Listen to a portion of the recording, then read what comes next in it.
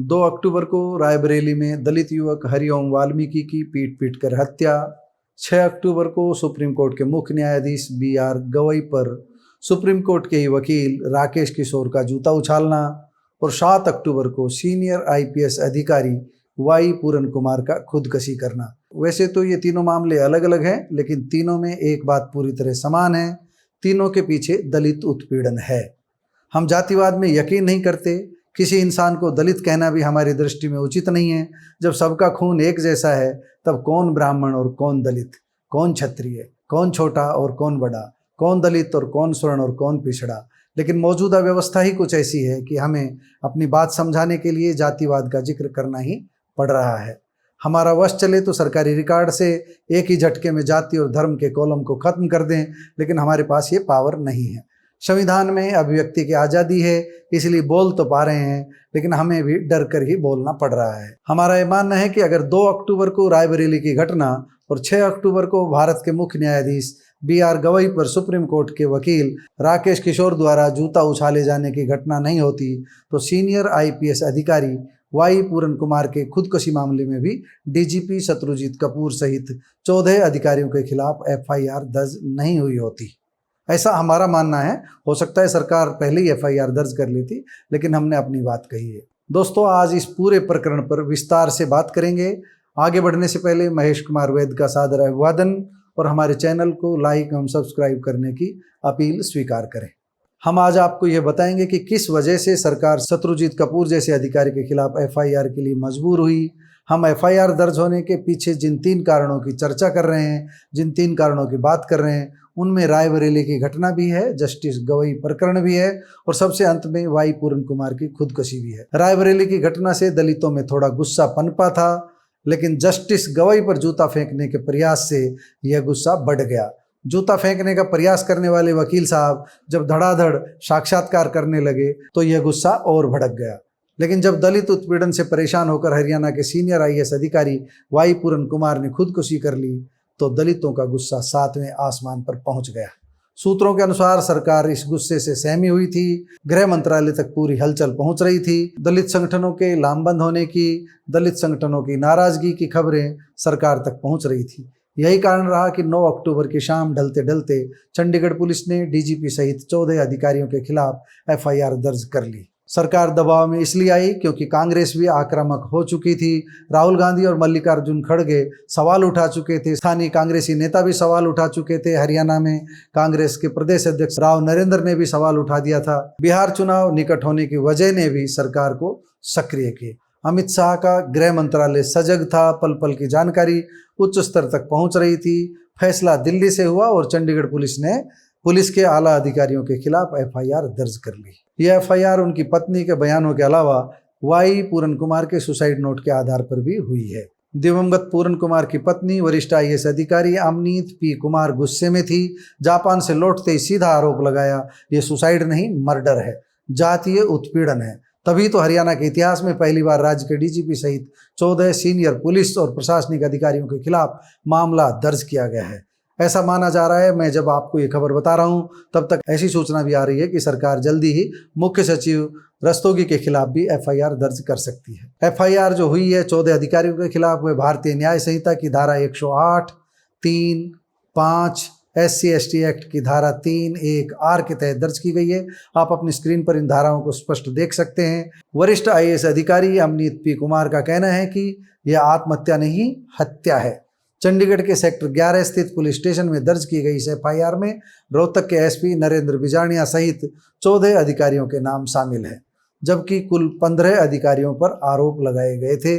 Amneet P Kumar का कहना है कि FIR में आरोपी का कॉलम ही गायब है। मीडिया रिपोर्ट्स के अनुसार मृतक अधिकारी की पत्नी ने FIR में फॉर्मेटिंग को लेकर आपत्ति जताई है। उनका कहना है कि आरोपियों के नाम एक स्पष्ट कॉलम में दर्ज किए जाने चाहिए ताकि कानूनी रूप से कार्रवाई में किसी तरह की रुकावट न आए। इस पर SSP से उनकी तीखी बहस की सूचना भी आ रही है। अनुसूचित जाति के अधिकारियों और समाज का समर्थन भी अमनीत P कुमार को मिला है। इस प्रकरण में हरियाणा SC वर्ग से जुड़े IAS, IPS और HC अफसरों ने पूरन कुमार के पक्ष में खुलकर आवाज़ उठाइए, पूरन कुमार के परिवार के पक्ष में खुलकर आवाज़ उठाइए। संगठन का आरोप है कि वाई पूरन कुमार को जानबूझकर साइडलाइन किया गया था, मुख्य पदों से हटाकर नॉन कैडर और नॉन मेन स्ट्रीम पोस्टिंग दी गई थी, जातिगत टिप्पणियां की गई। अब आपको एक बार पूरन कुमार की पोस्टिंग और मौत की टाइमलाइन भी बता देते हैं। अप्रैल 2025 में वाई पूरन कुमार को आईजी रोहतक रेंज बनाया गया, लेकिन सितंबर 2025 में उन्हें हटाकर पुलिस ट्रेनिंग कॉलेज सुनारिया भेज दिया गया। 2 अक्टूबर 2025 को वह छुट्टी पर चले गए। 7 अक्टूबर को चंडीगढ़ स्थित आवास पर उन्होंने खुदकुशी कर ली। 8 अक्टूबर को परिवार ने एफआईआर की मांग की थी। 9 अक्टूबर की रात को एफआईआर दर्ज हो गई।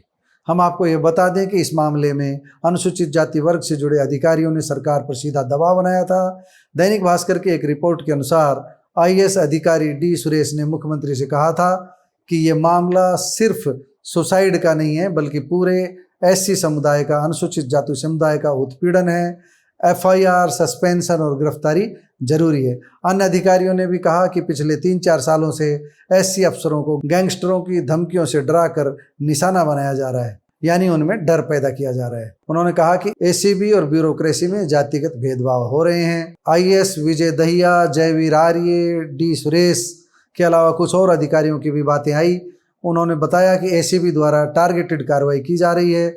बेनामी शिकायतों और व्हाट्सएप चैट के आधार पर एससी वर्ग के अफसरों को फंसाया जा रहा है। बता दें कि आईएएस अमनीत पी कुमार की 2 शिकायतें हैं। पहली शिकायत उन्होंने 9 अक्टूबर को दी थी, डीजीपी और एसपी पर सीधा केस दर्ज करने की मांग की थी। दूसरी शिकायत उन्होंने मुख्यमंत्री नायब सैनी को दी। मुख्यमंत्री को जो शिकायत दी उसमें सुसाइड नोट में लिखे सभी 15 अधिकारियों पर एफआईआर दर्ज करने की मांग की गई, गिरफ्तारी की मांग की गई और परिवार को सुरक्षा देने की मांग की गई। इस मामले में सुप्रीम कोर्ट के विशेषज्ञों की जानकारी दैनिक भास्कर ने दी है। दैनिक भास्कर की रिपोर्ट के अनुसार वरिष्ठ वकील विराम गुप्ता के हवाले से बताया गया है कि सरकारी अफसरों के खिलाफ मुकदमा चलाने से पहले सक्षम अथॉरिटी की अनुमति जरूरी है। बिना अनुमति एफआईआर दर्ज हो सकती है, लेकिन कोर्ट में मुकदमा रुक सकता है। एससी एसटी एक्ट के तहत गिरफ्तारी के लिए पर्याप्त साक्ष्य होने चाहिए। पोस्टमार्टम और अंतिम संस्कार शायद अब हो जाएगा, क्योंकि ऐसा लग रहा है एफआईआर के बाद पीड़ित परिवार कुछ हद तक संतुष्ट है। हालांकि मुख्य सचिव के खिलाफ एफआईआर न होने को लेकर कुछ नाराजगी की बातें आ रही है, लेकिन जल्दी ही इसका समाधान होने की संभावना व्यक्त की जा रही है। उम्मीद है कि आज 10 अक्टूबर को पोस्टमार्टम भी हो जाएगा। चंडीगढ़ पीजीआई में ये पोस्टमार्टम मेडिकल बोर्ड द्वारा किया जाएगा। हम ये भी बता दें कि एससी वर्ग के अधिकारियों की 2 प्रमुख मांगे थी। एक मांग थी डीजीपी और एसपी को तुरंत सस्पेंड और अरेस्ट करने की थी, और दूसरी पूरे मामले की सीबीआई जांच की जाए ताकि मामले में निष्पक्षता बनी रहे। एचसीएस अधिकारियों के एसोसिएशन ने भी कुछ मांगे उठाई थी। उन्होंने मुख्यमंत्री को पत्र भेजकर ये कहा था कि जितने भी अधिकारी हैं जिनके खिलाफ शिकायत में नाम दिए गए हैं उन सबको तुरंत प्रभाव से पदों से हटाया जाए और जांच पारदर्शी भी हो और समयबद्ध भी हो। जांच में देरी नहीं की जाए, किसी तरह का राजनीतिक और प्रशासनिक दबाव नहीं बनाया जाए। दोस्तों, इस मामले में अंतिम निष्कर्ष की बात करें तो हमारा ये मानना है कि आईपीएस अधिकारी वाई पूरन कुमार की आत्महत्या ने हरियाणा की प्रशासनिक व्यवस्था को झकझोर कर रख दिया है। हम सीधे सीधे ये नहीं कह सकते ये मामला केवल सुसाइड का है, बल्कि ये मामला सीधे सीधे जातिगत उत्पीड़न का भी है। हरियाणा में जो इस तरह का माहौल हम देख रहे हैं, इस तरह का माहौल जो सामने आया है, निश्चित रूप से बेहद चिंताजनक है। अब देखना यह है कि क्या नायब सिंह सैनी सरकार इस मामले में उच्च अधिकारियों के खिलाफ किस स्तर तक कार्रवाई कर पाती है, सिस्टम को किस तरह कसा जाएगा, ये समय बताएगा। दोस्तों, इस मामले में आपको क्या कहना है, अपनी राय कमेंट बॉक्स में जाकर जरूर दीजिए। हमारा ये कहना है कि पूरा मामला अब सीबीआई जांच और कोर्ट की निगरानी की मांग तक पहुंच चुका है। सवाल यह भी है कि क्या सिस्टम दलित अधिकारियों को बराबरी का हक दे पा रहा है या नहीं।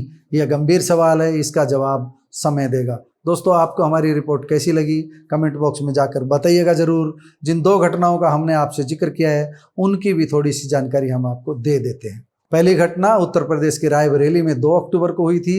दलित युवक हरिओम वाल्मीकि की पीट कर हत्या कर दी गई थी।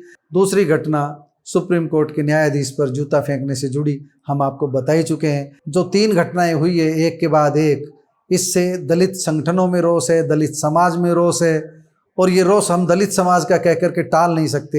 हर उस व्यक्ति में रोष है जो संविधान को मानने वाला है, जो कानून की बात करने वाला है।